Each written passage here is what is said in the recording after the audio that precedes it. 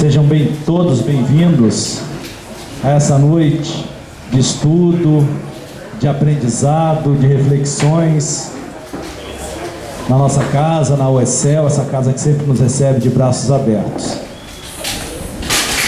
No mês de outubro é o mês que a nossa casa comemora o mês do DIGE, do Departamento da Infância e da Juventude, como temos no painel lá no fundo da sala.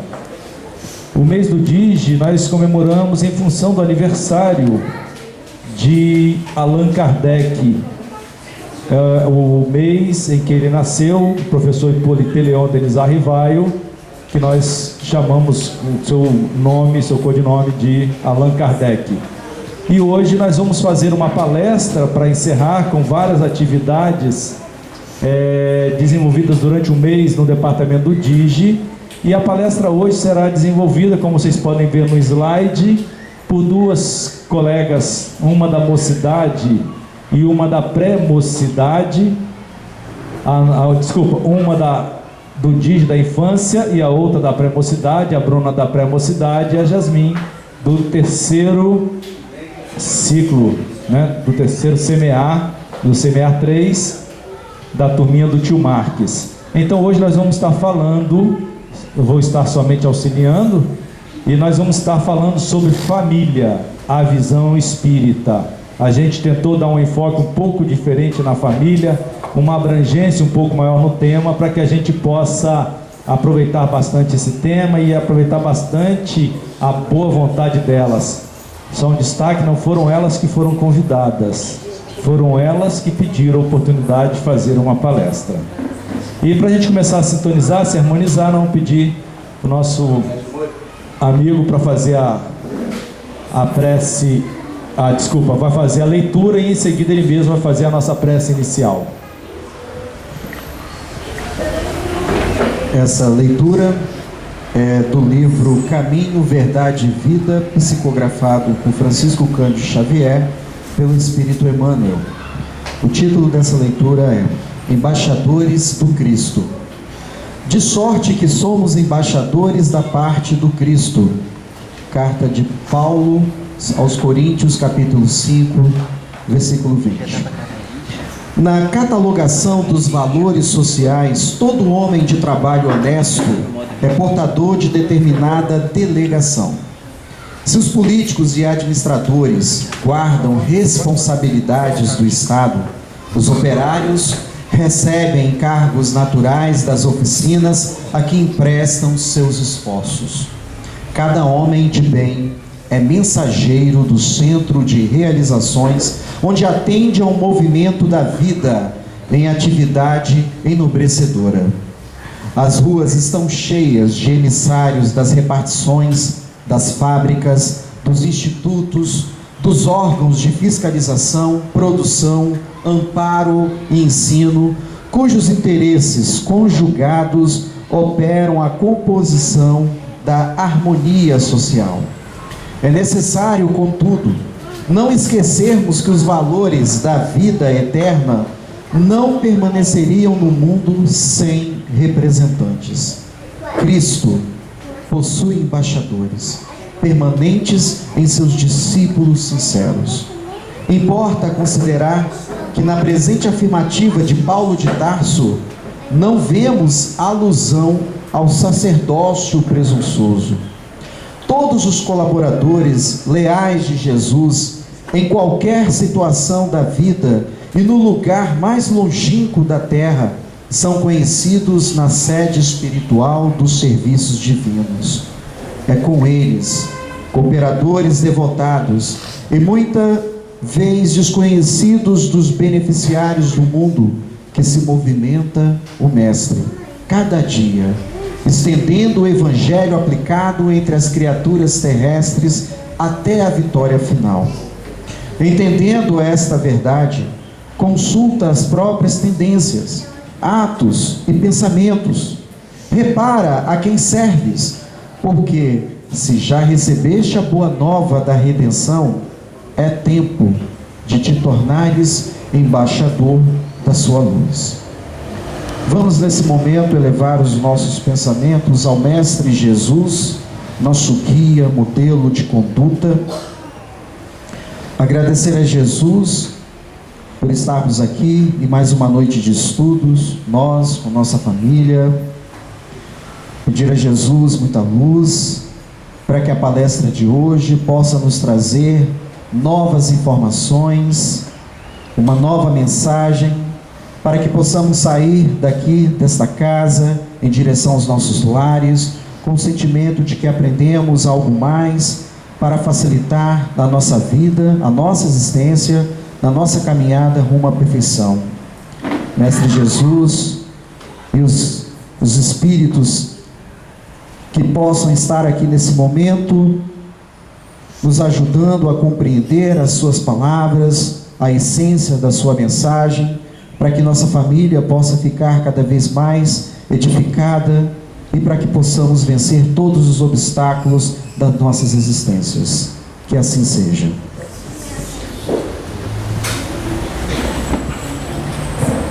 E assim então, meus irmãos, conforme falamos, o estudo da noite vai ser a família, a visão espírita.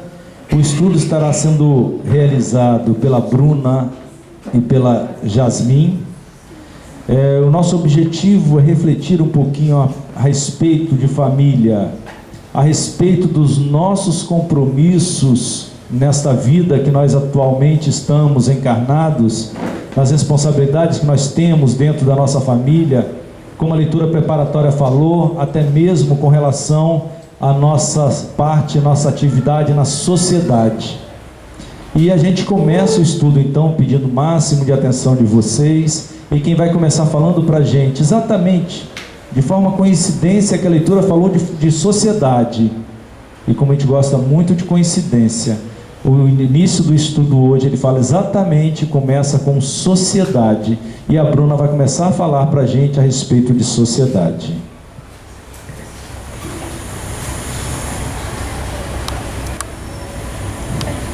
Boa noite. Boa noite. O tema é família, visão espírita, e eu vou falar um pouco sobre sociedade. Sociedade é um grupo de pessoas onde um ajudando o outro para a gente concorrer para o progresso. E todos nós somos uma sociedade. Aí eu vou ler a questão 766 do Livro dos Espíritos.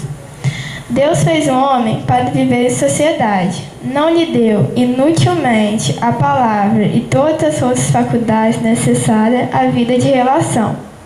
Ou seja, Deus quis que todos vivessem em sociedade, porque um ajudando o outro a gente vai conseguir progredir e praticar a vida de relação. E Ele não deu inutilmente a palavra e todas as outras faculdades, que seria o raciocínio, a visão, para não conseguir se comunicar com os outros. Ele queria que a gente trocasse ideias. E agora eu vou ler a questão 763. O ensilamento do homem é sem dúvida contrário à lei da natureza, pois que, por instinto, o homem busca a sociedade, e todos devem concorrer para o progresso, auxiliando-se mutuamente. Bom, por que o isolamento é ao contrário à lei da natureza? Pois quando você se isola, você não vai conseguir progredir, e a lei natural é você conseguir progredir. Então, por isso, o homem já nasce com o instinto de procurar a natureza para a gente conseguir um ajudando o outro e assim evoluir. Agora a questão 768. O homem tem que progredir. Em seu lado, não lhe é possível, por não dispor de todas as faculdades. Falta-lhe o contato com os outros homens. No isolamento, ele sempre desce este óleo. A gente tem que sempre progredir, como está falando ali. Então, se a gente se isolar, a gente não vai ser possível, porque uma pessoa vai ajudando a você conquistar as outras faculdades. E se você ficar isolado, você não vai saber se as faculdades suas estão boas para o convívio com outras pessoas. Homem nenhum possui faculdades completas. Mediante a união social, é que elas, umas às outras, se completam, para que lhe asseguram o bem-estar e o progresso. Por isso é que precisamos uns dos outros. Os homens foram feitos para viver em sociedade. Então, como homem nenhum possui faculdades completas, um vai completando a outra. Por exemplo, a gente não nasce sabendo andar. Então, as pessoas vão te ajudando, seus familiares, para você que aprenda a andar. Do mesmo jeito que você não nasceu sabendo ler, você foi para a escola e aí foi aprendendo. Assim também no nosso progresso em sociedade. E no isolamento, nada disso é possível. Agora, Jasmine vai falar sobre os animais e os homens.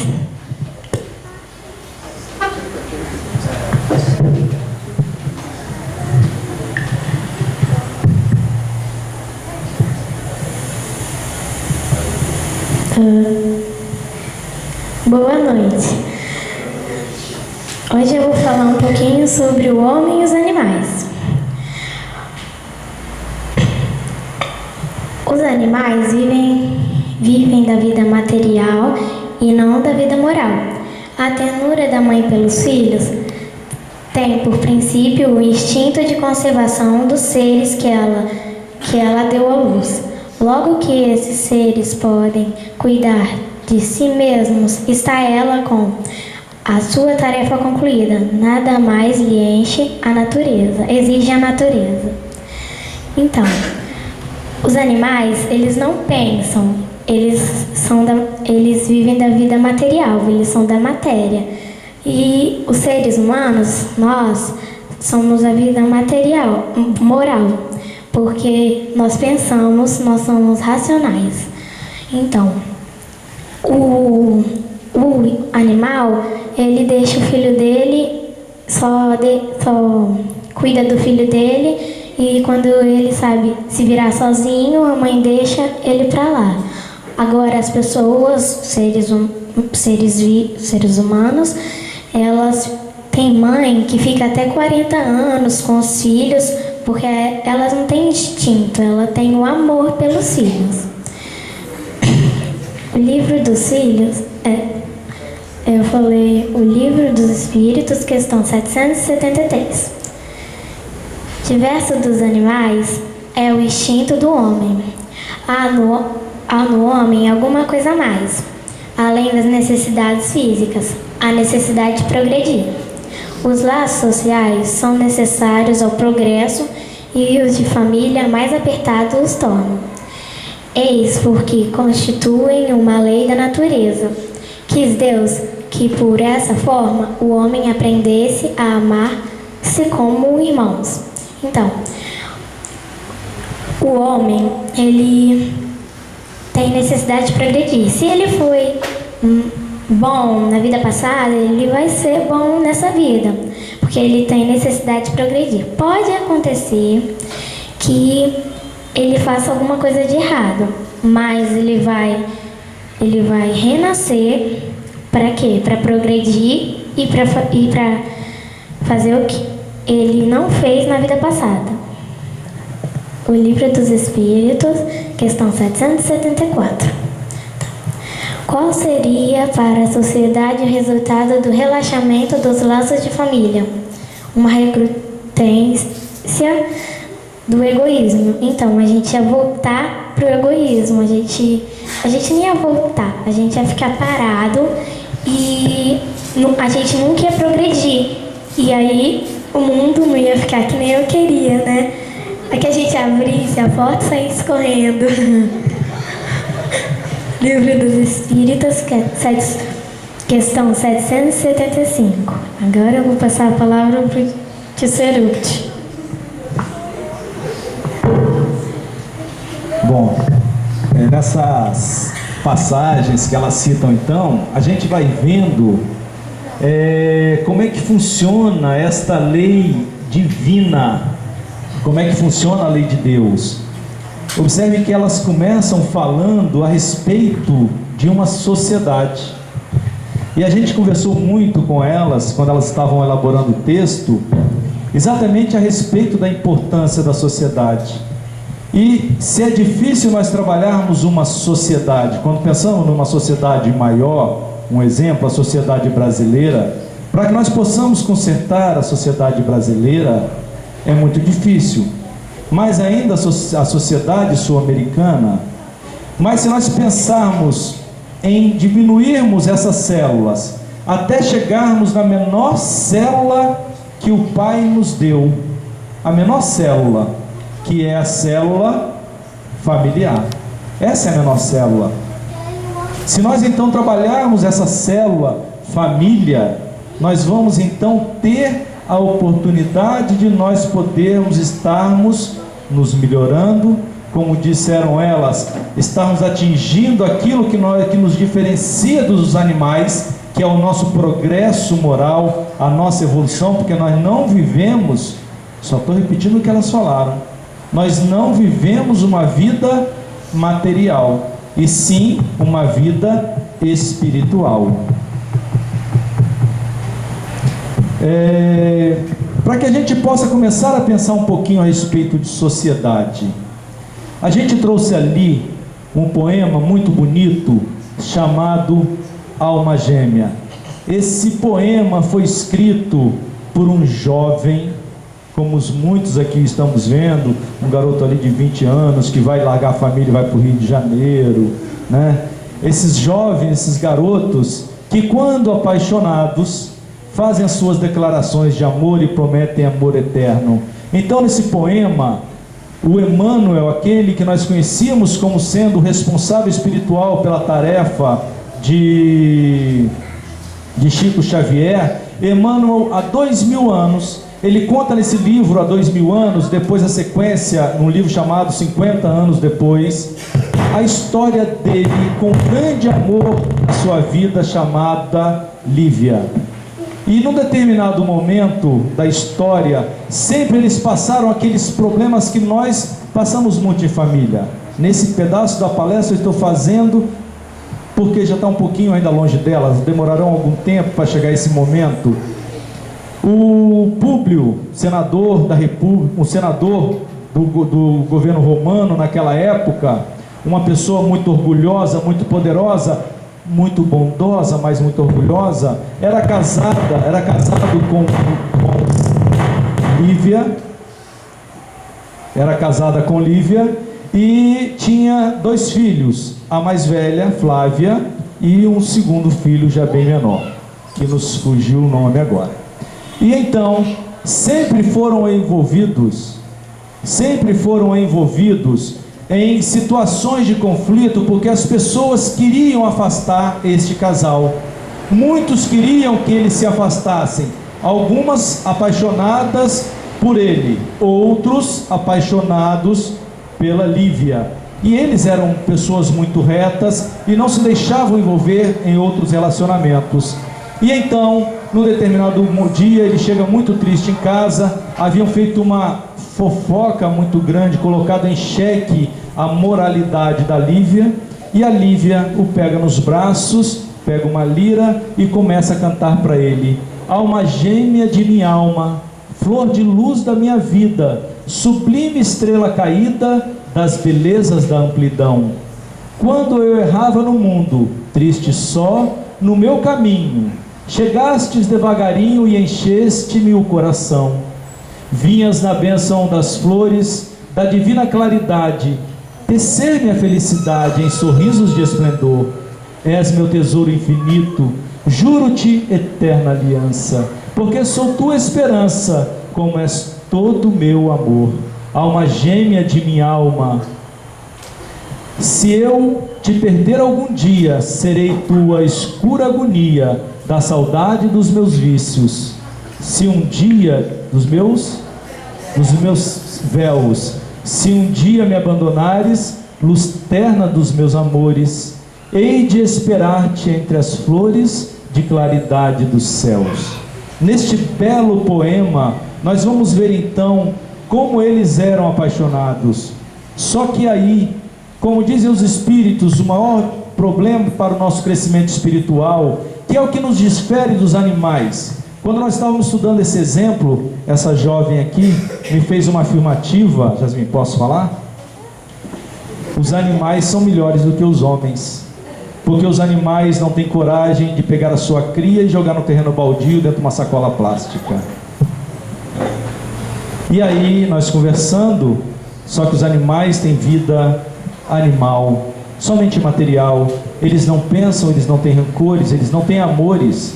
O que nos difere deles, nós amamos, só que nós temos o poder de ter o ódio, de ter o rancor, de ter o ciúme.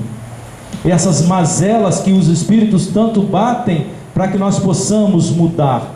E nós vamos ver nesse livro, sugestão de leitura há 2000 anos, depois de um homem apaixonado, um jovem apaixonado fazer isto, ele só vai ver a sua esposa novamente falar isso, depois de que mais uma vez envolvida em uma fofoca, agora por um homem que era apaixonado por Lívia, o senador Pilatos envolve-a em numa situação em que ele acredita estar sendo traído pela Flávia, e quando chega em casa pela Lívia, e quando ele chega em casa, a Lívia vai falar com ele, está chorosa porque o Cristo havia acabado de ser crucificado, e ela chorando por isto, e ele vê e entende que aquele choro, como nós sempre entendemos, quando a gente vê o outro triste, a gente sempre sabe por que o outro está triste, não é assim? Eu sei porque, não precisa falar nada, eu sei por que você está triste, eu já sei, não precisa dizer. E quando ela vai falar alguma coisa, se justificar por que ela estava triste, porque ela havia ido ao Pilatos realmente pedir que não condenasse o Jesus, e aí então ele fala: cala-te, não precisa falar nada, eu já sei o que houve entre vocês, e a partir de hoje você viverá na casa como uma simples pessoa totalmente fora da sociedade. E a partir desse dia ela fica dentro de casa sem sequer poder olhar ou conversar com a sua filha Flávia. Isso depois de eles já terem perdido o seu filho, também pelo processo de arrogância dele. Então, nós vamos ver a importância da família, que é o local onde nós podemos nos relacionar e onde nós temos a oportunidade de estarmos revendo esses nossos laços, esses maus pendores. Por isso que nos afirmam os espíritos, se a família terminasse e chegasse ao fim, nós voltaríamos às nossas eras bárbaras, como falou também ela.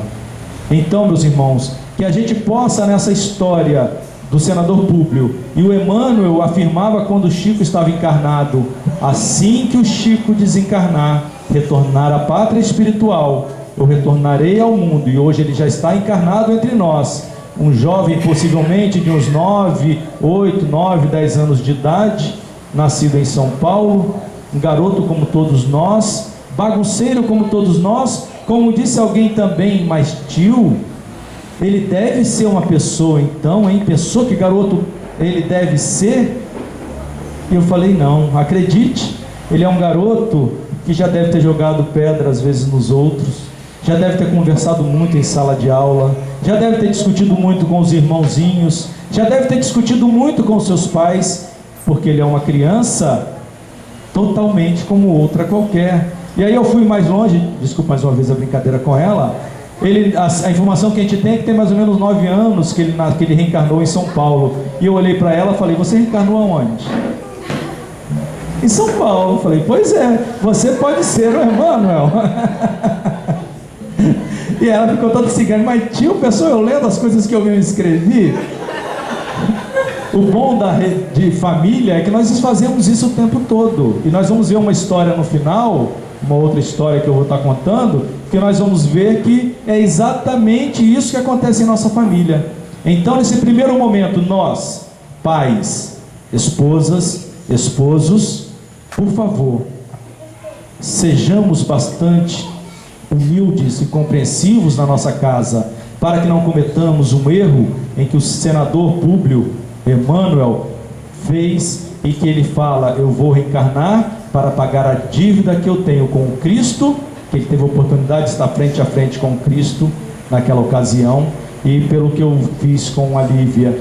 E aí a segunda vez em que ele vai ouvir a Lívia cantando isso, é exatamente quando ele a relega a segundo plano dentro da casa, e um dia ele ouve um pequeno ruído, encosta o ouvido na porta e ouve mais uma vez a Lívia com a lira tocando esta música, e mais uma vez o seu coração cheio de amor, o amor que ele ainda mantinha, mas existia aquela palavra orgulho, que mais uma vez, pelo seu orgulho, ele não teve coragem de abrir a porta e fazer as pazes com ela, mesmo ali naquele momento, entendendo que ela era inocente, mas o seu orgulho de homem traído falava mais forte. E aí um presente agora para vocês. João Cabete, um grande compositor, hoje no mundo espiritual, usando esse poema, fez uma música muito bonita, que é uma das músicas que nosso grupo musical mais gosta de cantar, e nós três aqui vamos ficar babando sem poder estar lá cantando, nós só vamos ouvir. Apreciem.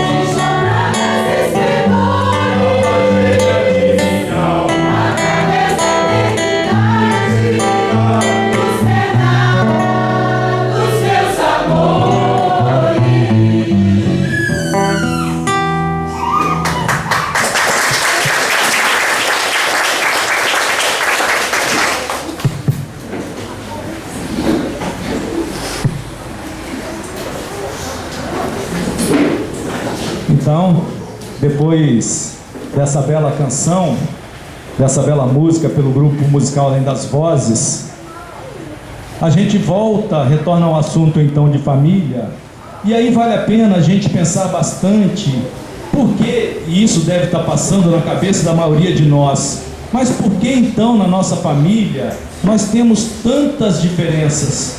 Porque no exemplo dessa família, nós tínhamos ali a Lívia, um espírito já bastante iluminado, pronto para receber o Mestre Jesus, enquanto nós vamos encontrar, principalmente no senador Públio, aquela pessoa de um grande desenvolvimento intelectual, uma pessoa de certa forma bondosa, mas ainda com orgulho necessitando ser trabalhado. Por que essas divergências? Porque na nossa casa, uns bons e outros maus? Por que nós temos aquele filho pródigo, enquanto nós temos aquele filho extremamente carinhoso, estudioso? Por que dessas divergências? E agora então a gente vai tentar entender dentro dos conceitos espíritas um pouco sobre isso. O bem e o mal. É preciso fazermos uma distinção entre a alma e o homem.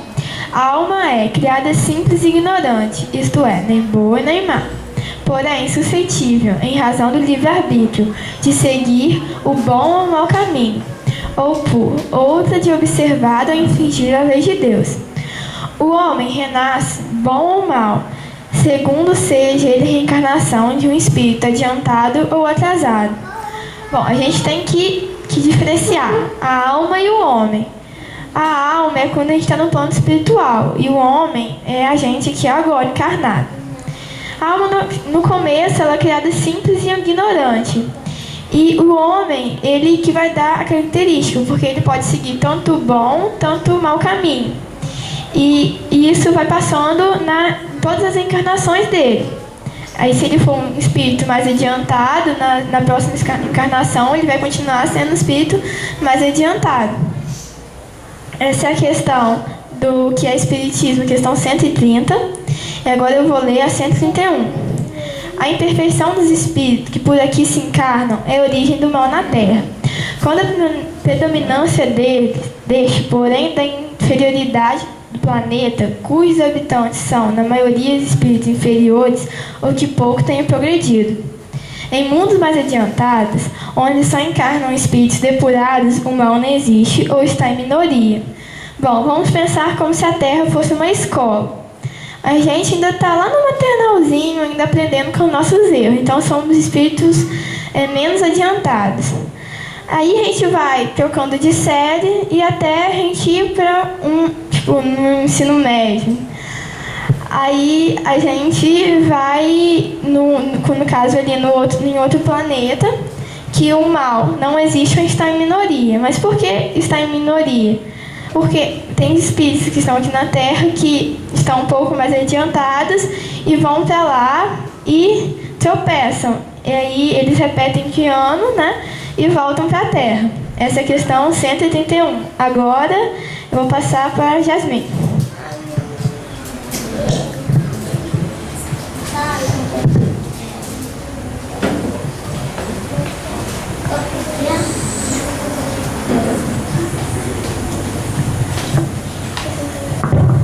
Agora eu vou ler o que é Espiritismo, questão 132. Terra, planeta, escola. O nosso mundo pode ser considerado ao mesmo tempo como escola de espíritos pouco adiantados e cárcere de espíritos criminosos. Os males da nossa humanidade são a consequência da inferioridade moral da maioria dos espíritos que a formam. Pelo contacto dos seus vícios, eles se infelicitam reciprocamente e punem-se uns aos outros. Então, que nem a Bruna falou, a gente está no prezinho, mas tem espíritos que são muito adiantados, fingindo. Uma criança que tem 8 anos já está no 5º ano. Por quê? Porque ela já é uma criança evoluída. Ela já está evoluindo. Mas aí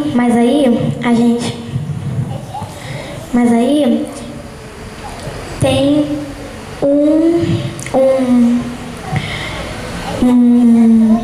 uma criança que está no 2º ano. Aí ela repete de ano. Aí ela vai ter que reencarnar para fazer tudo de novo. Por quê? Porque ela errou e tem que fazer o que é certo nessa vida. Então, os vícios que estão falando aqui são que nem uma família que tem uma pessoa fofoqueira, a outra mexeriqueira, a outra que só fala muito dos outros. Então, se a gente melhorar a minha casa e depois eu vou melhorar a casa dos outros, depois outras casas e daqui a pouco é o mundo inteiro. Agora eu vou passar a palavra para o tio Ceruti.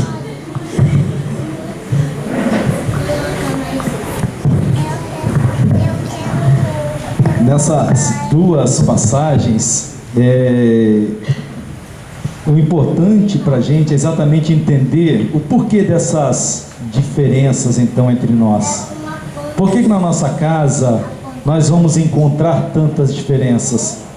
E a gente vai começar falando primeiro dessa última parte que a Jasmin falou a respeito da família, a respeito dos erros. Se nós estamos no planeta escola, se nós estamos buscando, estamos aqui encarnados, e ela vai falar mais à frente sobre isso, com o objetivo de nós estarmos evoluindo, de nós estarmos crescidos.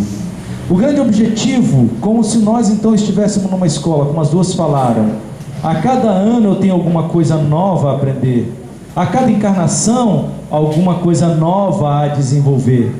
Eu posso continuar sendo aquele aluno que você entra lá no final da sala. Não estou falando do Marques, de vocês dois não, tá? Pode deixar, não estou mexendo com vocês dois não, vocês são, aliás, os três são bons alunos, né? Se nós sentamos sempre no fundo da sala, escolhemos as coisas mais fáceis, escolhemos aquele papelzinho que se bota no bolso, dentro da meia, que se tira na hora da prova, vocês sabem de que eu estou falando? Daqueles rabiscos na perna, que quando se levanta a calça, o rabisco aparece, essas coisas todas, né? E depois a gente, quando chega em casa, não, foi só para me relembrar, não estava colando não. Então, se nós fazemos isso, nós vamos ficando reprovados. E aí nós temos que ter novas oportunidades. Mas observem que os exemplos que elas usaram foram exemplos elementares e básicos do dia a dia, observaram? Detalhes simples, a inveja. Imagina uma família onde nós temos ali um que gosta de falar mal dos outros, um que é invejoso, o outro que é ciumento. E aí nós sentamos numa mesa para almoçar e um começa: nossa, você viu o carro de fulano? É novo, mas aquele modelo vai sair de moda logo vai sair de linha. Aí o outro, porque o meu carro é muito melhor, né? E aí o outro vai e fala assim: mas você não viu quem é que estava dentro do carro?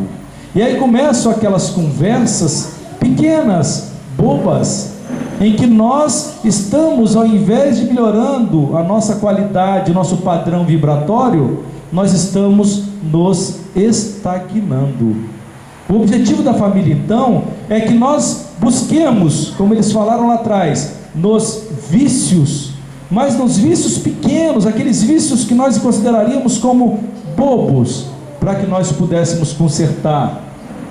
E a mesma coisa, por que nós nascemos tão diferentes? Por que nessa encarnação, e aí na parte que a Bruna falou para a gente, ela falou de alma, e eu vi que alguns até ficaram assim. Alma, na realidade, quando nós falamos alma, Kardec nos fala que alma somos nós, é o espírito, aquele ser transcendental, quando encarnado. No dia que o Ceruti deixar o corpo físico na terra, eu deixo de ser alma e volto a ser única e exclusivamente espírito. Então ela falou ali que quando nós nascemos, encarnamos, nós podemos encarnar bons ou maus, porque quem vai encarnar é um espírito que já está em processo de caminhada. E aí a responsabilidade dos pais para com o que nós fazemos com os nossos filhos. Imagina se eu recebi no ventre da minha esposa, na nossa casa, nós recebemos um daqueles irmãozinhos que na vida passada era acostumado por nós a falar mal dos outros, a ser invejoso. Quando nós sentarmos na mesa e começarmos a falar isso, nós estamos trazendo à memória dele fatos do passado. Nós estamos alimentando-o com aquela comida que ele sentia prazer em se satisfazer. Então, nós não sabemos aquela criança que está chegando, nós não sabemos a esposa que nós temos, qual a história que nós temos com ela no passado, nós não conhecemos o nosso marido, qual a história que nós trazemos com ele do passado, nós não sabemos qual é a história que nós trazemos em nós, e isto é fundamental. Por isso que é fundamental a paciência e o conhecimento, que a família é um processo transcendental. Perigoso jovens quererem tomar determinadas atitudes, nós ainda jovens, nós que eu estou falando vocês, eu não, os jovens que querem tomar atitude aos 15, aos 16, aos 17, o Espiritismo nos mostra que nós só realmente estamos reencarnados com a nossa plena consciência espiritual por volta dos 18, 19, 20, 22 anos, quando termina a nossa adolescência, que termina em torno de 21 anos. A gente acha que a adolescência acaba aos 18, mas os estudos médicos mostram que ela termina aos 21 anos aproximadamente. Então, antes disso, qualquer atitude que eu tome é precipitada, porque eu não sei o que eu fiz ontem, eu não sei a bagagem que eu trago, eu não sei se eu trago uma bagagem de um espírito já que caminhou e fez muita coisa boa, ou se cometeu determinados erros e agora eu tive que vir numa determinada situação para que eu aprenda a conviver com ela, para que lá no futuro eu possa então, quando o Senhor de mim tomar uma atitude, qualquer atitude precipitada é precipício, vai nos levar como aconteceu na história que a gente mostrou ali anteriormente. Nesse livro, Obreiros da Vida Eterna, uma sugestão de leitura, começou, se eu não me engano, na Globo, uma novela agora, recente, vale a pena desligar a televisão e nesses 40 minutos, uma hora, a gente fazer a leitura das obras de André Luiz, começando com aquele livro, primeiro livro de André Luiz, Nosso Lar, e aí seguindo a sequência, esse é o quarto livro da obra Obreiros da Vida Eterna.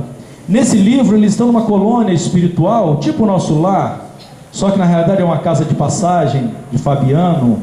E aí então tem um espírito muito querido por todos, que todos gostam muito dele pelas suas qualidades. É um espírito que já se mostra bastante adiantado moralmente. E num determinado momento, numa reunião, ele recebe a visita da sua mãe. Por isso que nós falamos ali que a nossa vida materna vai além da vida. E ele recebe a visita da mãe, um espírito de alta hierarquia, um espírito muito puro. E aí então ela vai falar o seguinte para o Gotuso, que é o nome desse jovem que está nesse mundo espiritual, que havia desencarnado, havia sido médico com André Luiz e se identifica muito com André Luiz. Gotuso, meu filho, seus amigos, não obstante a luz que lhes brilha no caráter santificado, não podem substituí-lo nas realizações que o esperam. Suas manifestações de natureza exterior instruem e confortam. Olha o nível que esse espírito tinha. Mas ela vai complementar como toda boa mãe. Boa mãe não é que passa a mão na cabeça. Boa mãe é que pega o chinelo e dá um tapinha de vez em quando no bumbum da gente. Viu, meninas? Seus pensamentos mais íntimos, entretanto, dilaceram-no o coração. Ele tinha alguma coisa nele que ele não conseguia realizar e já tinha confessado o André Luiz. Como conduzirá doentes à cura, se prossegue magoado com aqueles que o feriram aparentemente?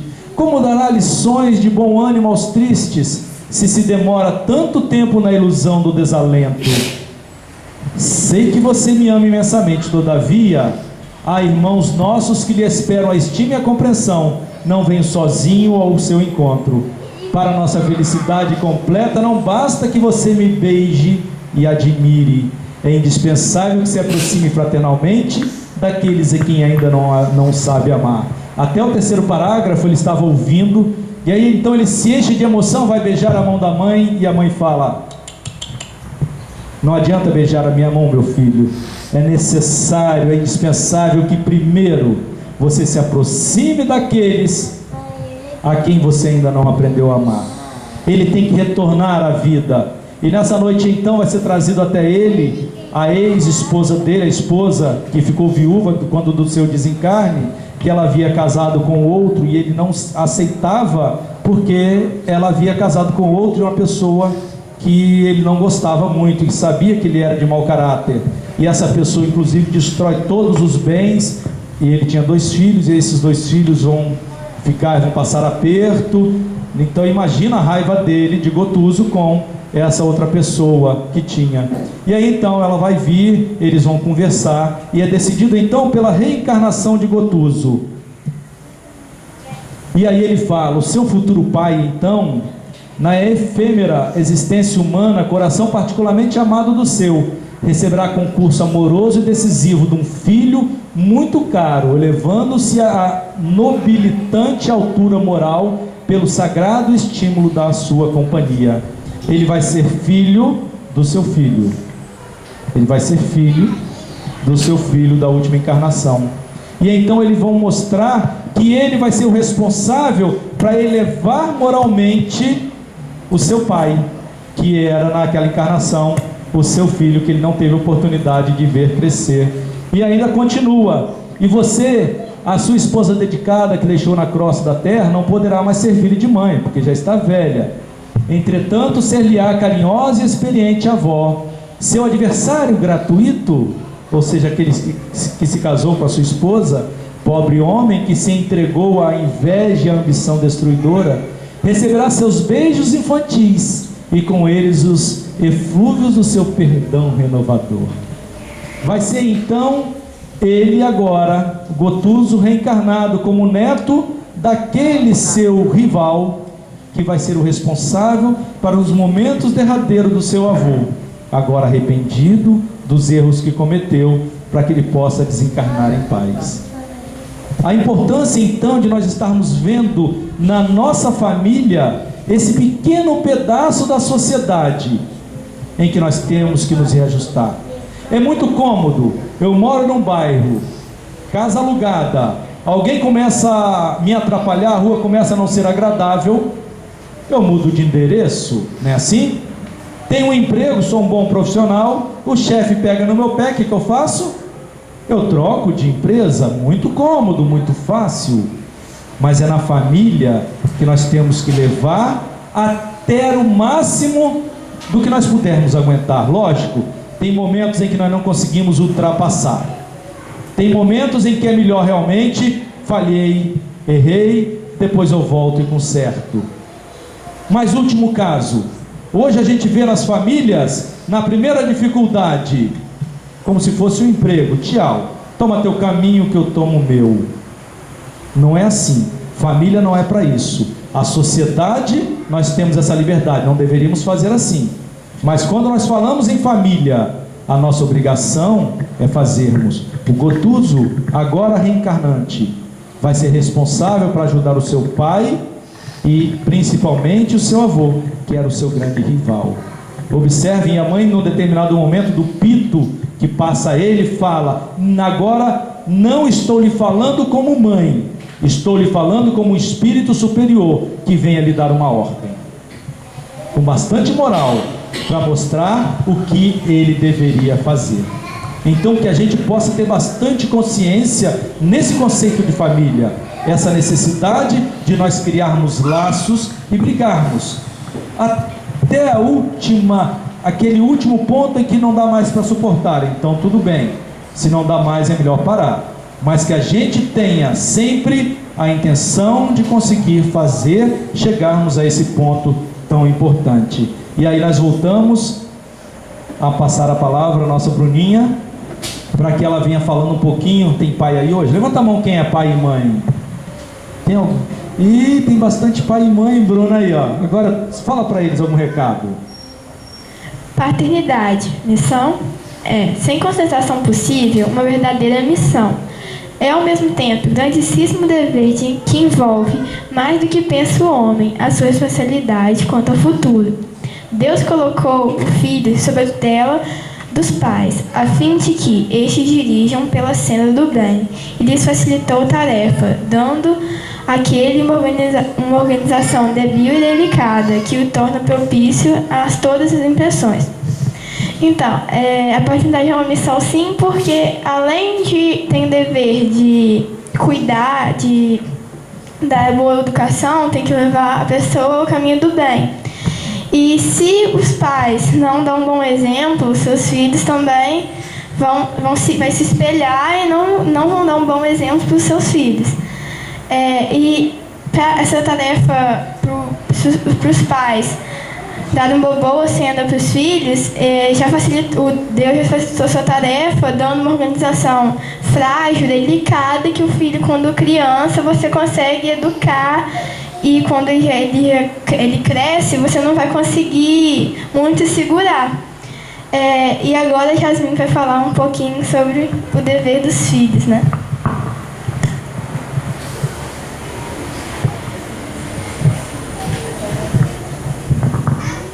Os filhos. Os espíritos só entram na vida corporal para se aperfeiçoarem, para se melhorarem. A delicadeza da idade infantil os torna brandos. Para quem não sabe o que é brandos, é sensíveis, acessáveis aos conselhos da experiência e dos que devam fazê-los progredir. Nessa fase é que se lhes pode reformar os caracteres e reprimir os maus pendores.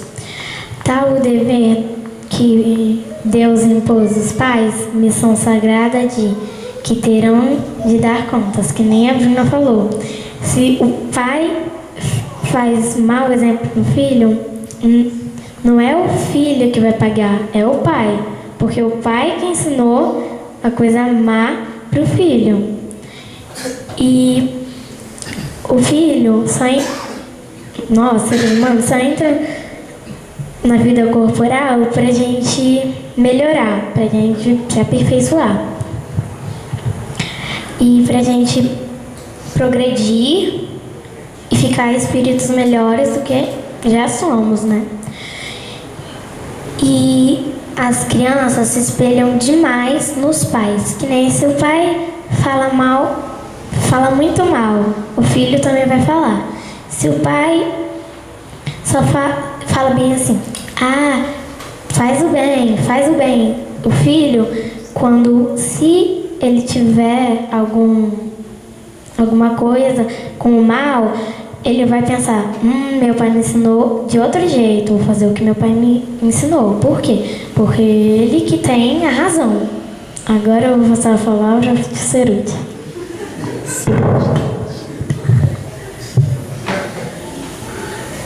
Acho que não tem nem muito o que falar, né? Depois dessas palavras das duas, com relação à nossa responsabilidade de pai e para que as crianças vêm ao mundo, a gente tem que parar e pensar muito bem. As crianças só reencarnam, nós só reencarnamos com um único objetivo. A gente não vem para cá, a gente não pega esse avião para o planeta Terra para brincar, para se divertir. Lógico que isso faz parte do contexto, mas nós estamos aqui para se melhorarem. Existe um livro para quem quiser estudar, chamado Nossos Filhos São Espíritos. Termo bastante sugestivo, Nossos Filhos São Espíritos, aonde a doutora Ellen Barr, uma pesquisadora, uma psicóloga, psiquiatra americana que trabalha com TVP, terapia de vidas passadas, ela relata cerca de 5.000 casos de pessoas que narram os seus processos reencarnatórios, o que esperavam quando estavam reencarnando, o que pleiteavam quando estavam no mundo espiritual e o que recebiam dos pais quando estavam encarnados. Quantas e quantas e quantas decepções que eles têm, exatamente porque não encontram na família aquilo que vieram buscar. Então as responsabilidades nossas de pais e as responsabilidades dos pequenininhos, porque são os pais a quem eles vão se espelhar, e sempre essa importância dos filhos saberem que tudo é na sua determinada hora. Nós hoje, enquanto nós estamos nessa fase até 9, 7, 8 anos, o espírito ainda não tomou toda a consciência de si. Iniciando a adolescência, começa o seu processo final de reencarnação, e somente ao final da sua adolescência é que eles vão ter plena consciência de si. Então, necessário muitas vezes esperarmos esses momentos para que nós possamos tomar as nossas decisões. E nós, pai, devemos e temos o dever de criar uma grande confusão na cabeça dos nossos filhos. Criar uma grande confusão. Fazê-lo, se ele for um espírito talvez um pouco mais atrasado, um problema para ele, porque se nós ensinarmos até os 12, 13, 15, 16 anos só coisas boas com exemplos e com palavras, quando eles assumirem a sua real personalidade, que se foi de um espírito mais atrasado, vai ser uma bruta confusão na cabeça dele. Vem aquela vontade de subornar alguém, de roubar, e vem o exemplo que está bem aflorado nele, que eu não posso fazer isso. E aí é o que a gente vê nos grandes números de jovens. Porque se nós recebermos de presente na nossa casa um espírito como Gotuso, aquele que nós mostramos no exemplo, ótimo. É um espírito que não vai nos dar muito trabalho, porque é um espírito que vem com uma bagagem. Se nós errarmos, vejam que a mãe dele ainda alertou, ele é que vai ser o responsável para fortalecer os laços morais do seu pai e do seu avô. Legal, mas eu não sei quem é que está chegando na minha família, eu não sei. Então a responsabilidade é nossa.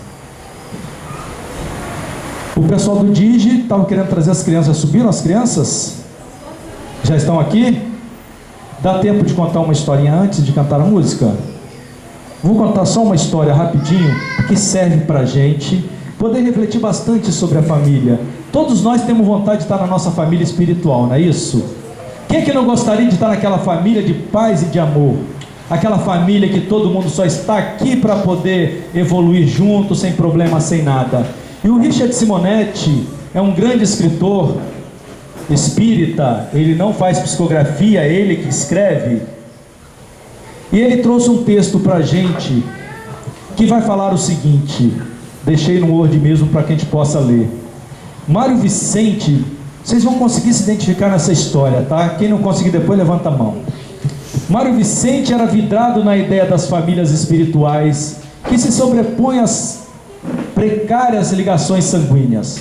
Pois é, dizia ele entusiasmado a um confrade espírita, os espíritos tendem a formar grupos afins no caminho da vida.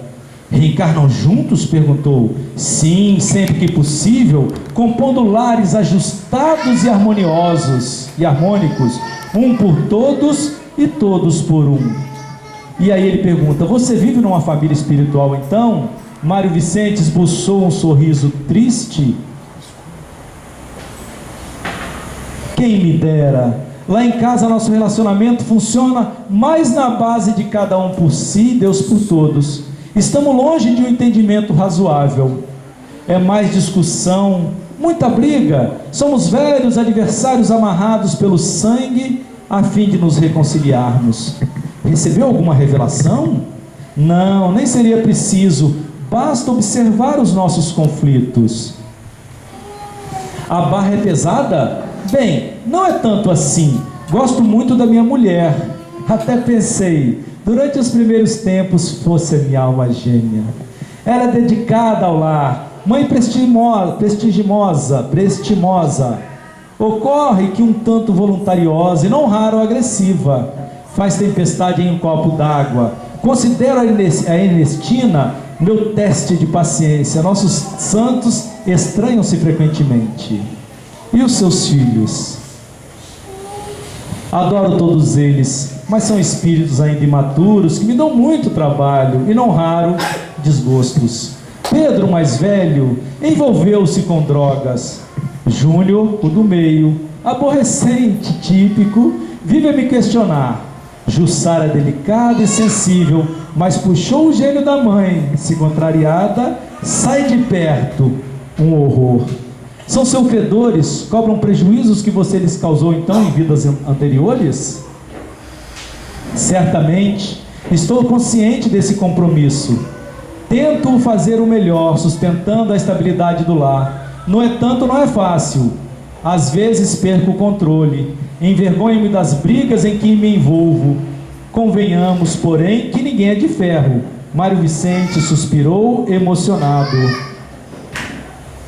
Sinto falta de um relacionamento familiar sustentado por legítimas afinidades, todos olhando na mesma direção, empenhados em cultivar a paz, o trabalho do bem, a amizade, a compreensão. Seria o paraíso. Vejo-me como um retardatário presos a compromissos decorrentes das besteiras que andei cometendo, purgando então os meus débitos. Certamente aprontei muito. E você espera alcançar a família espiritual? Claro, quero cumprir minhas obrigações fazendo melhor. Hei de merecer um retorno ao convívio dos meus queridos em estágios mais altos. Tenho convicção de que uma companheira muito amada espera por meu sucesso nas provações humanas, favorecendo o abençoado reencontro. Quem é que conseguiu se ver um pouquinho aí, hein? Interessante que lá em casa é mulher e 3 filhos, né? Lá em casa a gente vê um pouquinho. Marco Aurélio e Maristela também, são 3, né? Também ali, ó, umas coincidências, né? É mais ou menos isso que a gente espera da nossa família. Sempre a gente está ali se reajustando. Mas vamos continuar a história. Animado por seus sonhos, Mário Vicente esforçava-se por superar as dificuldades de relacionamento junto à esposa e filhos, tolerava as suas impertinências, fazia de tudo para ajudá-los, exercitava carinho e compreensão. O cumprimento de seus deveres junto à família humana haveria de lhe proporcionar o sonhado reencontro com a família espiritual. Passaram-se os anos, os filhos casaram, vieram netos, ampliou-se o grupo familiar, sucederam-se compromissos e problemas. Nosso herói até que conseguiu sair-se relativamente bem, acumulando méritos. Aos 72 anos retornou à pátria espiritual. Espíritos, nesse caso já não parece comigo, eu vou até os 99, já falei que ninguém me leva antes. Espírito esclarecido, não teve dificuldade para reconhecer-se livre do escafandro da carne, amparado por generosos benfeitores. Após os primeiros tempos, já adaptado à nova situação no mundo espiritual, procurou o dedicado orientor da instituição socorrista que o abrigava, foi logo pedindo, inspirado pelo ideal que acalentava. Estimaria, se possível, receber notícias de minha família espiritual. E aí ele recebe a resposta: seus familiares estão bem, nas lutas de sempre, sofrendo e aprendendo como todos os homens. Estão encarnados? Pensei que os encontraria aqui.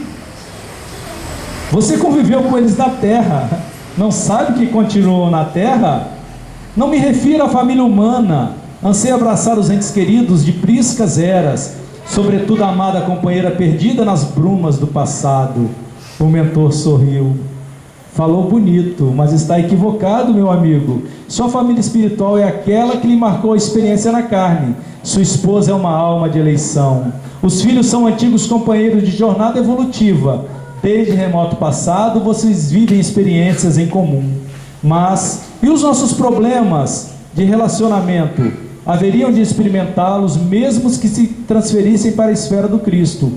Como ensinava o mestre, ainda há muita dureza no coração humano.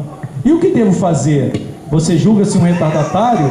Na verdade, não obstante suas limitações, está um pouco à frente do grupo familiar, ainda lento na aquisição de valores espirituais. Tem, portanto, o dever de ajudar. Foi essa a sua tarefa na última existência. Será esse o seu compromisso agora, exercitando a função de protetor espiritual junto aos seus. E Mário Vicente, que tanto ansiara por sua família espiritual, constatou que estivera com ela durante décadas sem se dar conta disso. muita água rolaria no rio do tempo, muita água rolaria no rio do tempo, até que todos ganhassem asas, habilitando-se à convivência perfeita. Livro O Destino em Suas Mãos, editora SEAC. Uma sugestão, quem quiser entra no site richardsimonetti.com.br, ele sempre consegue retratar a nossa vida com histórias fabulosas, histórias como essa, e que a gente vai vendo então nessa história, que a família nossa é a nossa família. Graças a Deus é com eles que nós temos que crescer, temos que evoluir, vamos evoluir, porque nós temos o objetivo, que o objetivo é o quê? O nosso crescimento espiritual. Agradecer então a Bruna, agradecer a Jasmin, duas evangelizando da nossa casa, que sirva para os pais verem o que acontece com a evangelização. Isso é a nossa evangelização, e que o Mestre Jesus nos abençoe a todos. E o grupo musical vai cantar uma música agora em homenagem à família.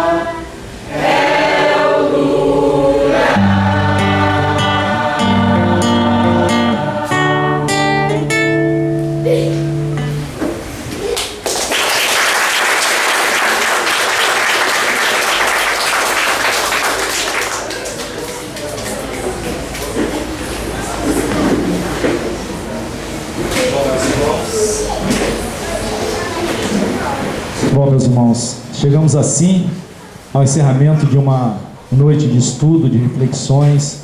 Esperamos que o Mestre Jesus, que os nossos guias, os nossos mentores conseguissem tocar os nossos corações, e temos certeza que isso nós conseguimos. Agradecemos. Nós havíamos falado, quando estávamos preparando a palestra, com as duas, e elas falaram que iam pedir a mãe para trazer colírio, que se elas fizessem a palestra e alguém não chorasse, a palestra não estava bem feita, e um monte de gente chorou, viu? Então ninguém trouxe colírio, valeu. Tá vendo? Não se faz isso aqui na casa espírita, mas bata um palmo para as duas, por favor.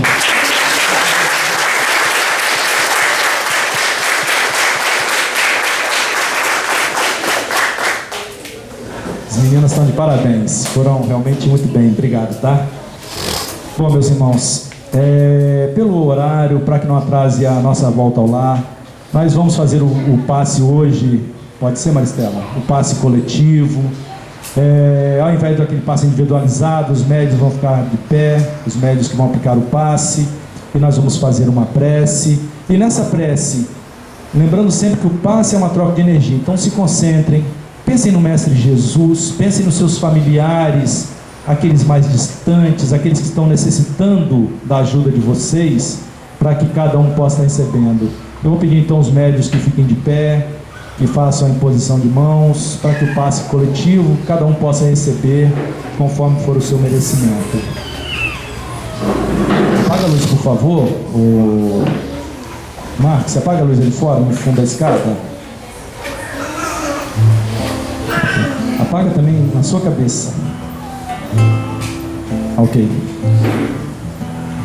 Mestre Jesus, divino e amado Mestre, Deus Pai de infinito amor, Deus Pai de infinita bondade, mais uma vez aqui estamos agradecidos, banhados em seus bálsamos de luz,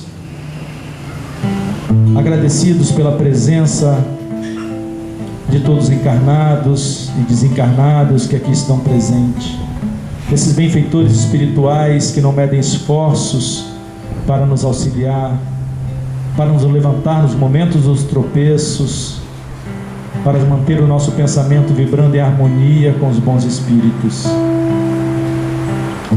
Mestre Jesus, que cada um de nós aqui presente possa receber essas emanações que partem de Ti, que partem dos Seus mensageiros, que possam chegar até nós, harmonizando o nosso corpo físico, o nosso corpo espiritual, acalmando e iluminando o nosso campo mental. Que todos nós, Mestre Jesus, possamos, receptivo como estamos, nos tornarmos uma bateria, para que possamos durante a semana, por onde nós estivermos, levarmos também um pouco dessa luz, dessa harmonia, desse equilíbrio, deste aprendizado a todos os locais por onde nós estivermos, seja no nosso trabalho, na nossa escola, no nosso lazer, no nosso transporte, enfim, Mestre Jesus, por todos os lugares.